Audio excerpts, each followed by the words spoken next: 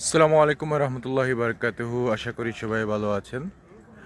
সৎ লোকদের কাছে যদি দায়িত্ব পড়ে, তো নিমিষেই কিন্তু একটা দেশের অর্থনীতি বা কোনো প্রতিষ্ঠানের দায়িত্ব পড়লে সেই প্রতিষ্ঠান কিন্তু দিন দিন উন্নতি লাভ করবে। যেমন আফগানিস্তানে আমরা দেখেছি, আর যাই হোক তারা যতই কট্টর হোক কিন্তু তারা দুর্নীতিবাজ নয়। সব কিছুতে তারা এই দুর্নীতিকে জিরো পর্যন্ত নিয়ে আসছে, এই জন্য আজকে আফগানিস্তানের অবস্থা দিন দিন কিন্তু উন্নতি হয়েছে। তো ইসলামিক ছাত্র শিবির, আমরা জানি জামাত এ ইসলাম বা ইসলামিক ছাত্র শিবির দুর্নীতি তাদের নাই, জিরো পর্যায়ে। তো প্রথমেই দেখলাম যখন তারা ডাকসুর দায়িত্ব নিলেন, তারা কি করলেন? ছাত্রদের জন্য খাটের ব্যবস্থা করলেন। এটা এত অমানবিক। গত 54 বছর ধরে এই আওয়ামী লীগ বিএনপি জাপায়েরা কী করেছে আল্লাহ মালুম, যে একটা খাট এমনভাবে দেয় দুজন লোক ঘুমোতে পারে না। সেটা এমসি কলেজ তার থেকেও ভালো। এমসি কলেজে তিনজন মানুষের একটা রুমে তিনটা সিঙ্গেল খাট থাকে। কোনো সিনিয়র হলে তার একটি ডাবল, সে একা শোয়।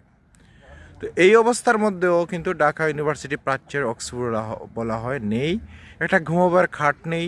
তারপর লঙ্গরখানার মতো শোয়। কিচেনে ঢুকলে, ডাইনিংয়ে ঢুকলে একটা ব্যবসা গন্ধ। কিন্তু এই আওয়ামী লীগ বিএনপি জাপায়েরা এই 54 বছর কী করেছে? আসলে এরা কিছুই করে নাই। কোটি টাকা দিয়ে তাদের আসন কিনেছে, সিট বাণিজ্য করেছে এবং সেটা তোলার জন্য যার পর নাই তারা দুর্নীতি করেছে। মানে 1 কোটি টাকা 2 কোটি টাকা ইনভেস্ট করে, 10 কোটি টাকা ইনভেস্ট করেও সিট কিনে, পরে এর 5 গুণ 10 গুণ 20 গুণ 100 গুণ তারা মেরেছে, এভাবে জনগণের টাকা মেরেছে, কোনো উন্নতির কথা চেষ্টাই করে নাই। তো আওয়ামী লীগ বিএনপি জাপায় এদেরকে রাজনীতিবিদ বলা যায় না, এরা হচ্ছে গলাকাটা ব্যবসায়ী। এরা মানুষকে মানুষের মানুষের বলতেই তো দেশের সব টাকা তো আমাদেরই। আমাদের যখন একটা জিনিস কিনি একটা পার্সেন্টেজ আমরা দেশকে দেই, যখন জমির খাজনা দেই, বন্দুকের লাইসেন্স, টিভির লাইসেন্স দেই, সেইগুলো থেকেই ওরা কিন্তু মারছে। 20 লাখ টাকার প্রজেক্টে 1 কোটি টাকা খরচা করছে, 20 লাখ টাকাও খরচা করছে না, বেজাল মেজাল দিয়ে 15 লাখ খরচ করছে, বাকি সব মেরে দিচ্ছে।